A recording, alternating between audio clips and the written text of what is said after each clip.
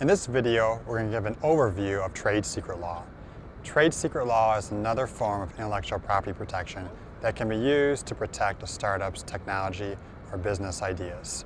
Unlike patent law, where you disclose your invention to the public and then receive in exchange for that disclosure from the government a very powerful but limited monopoly over that invention, with trade secret law, you don't disclose your technology that you intend to protect through trade secret to anyone else. Instead, you need to keep it secret and take reasonable efforts to keep it secret. Unlike patent law, where you have a limited term of protection, with trade secret law, your protection can last forever. It also can be relatively cheap to obtain trade secret protection compared to patent law because you don't need to actually apply to the government to receive trade secret protection. You have it automatically. Rather than being covered by a single federal act, with trade secret law, the protection tends to be state in nature. So there are going to be some differences between each state. But in almost all states, there's 4 basic elements for something to be a trade secret. One is it has to be information. And this is a very broad definition of information. Almost any type of information can be protected by trade secret law. The second is it can't be generally known, either in the public or even to people actually practicing in the field of your technology. The third is you have to be able to extract, either actually or potentially extract, economic value from the fact that the information is secret. In other words, the secrecy of the information has to be important to your business or the commercial success of the technology. And fourth is you actually have to keep it secret or at least take reasonable efforts to maintain the secrecy of the information.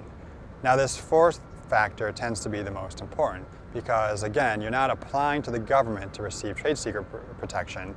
You're procuring trade secret protection by having procedures and policies in place to maintain the secrecy of your proprietary information. As I mentioned, in many ways, trade secret protection is the opposite of patent protection. And in fact, many times startups have a choice to make, whether to seek patent protection for something or whether to rely upon trade secret protection. And this decision can boil down to whether you can actually determine whether other people are using your technology. Because in order for you to be able to actually enforce your patent against someone else, you would need to know that they're using the technology that your patent covers. This comes up many times in manufacturing techniques.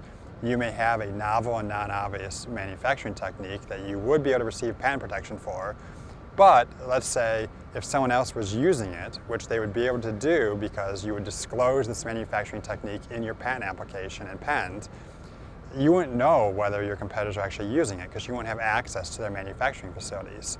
And on the other side, you can actually keep this secret because you can keep other people out of your manufacturing facilities. So manufacturing techniques are one common type of information that is typically maintained through trade secret protection. Other examples of trade secret protected information are customer lists, business strategies, schematic drawings. Source code can be protected through trade secret protection. As you see with source code, there can also be some overlap between trade secrecy and other forms of IP. Source code is protected automatically through copyright that protects the expression of the source code, but if you keep that source code secret, which you may choose to do because, again, copyright is a pretty narrow form of protection, then that source code can also be protected as a trade secret.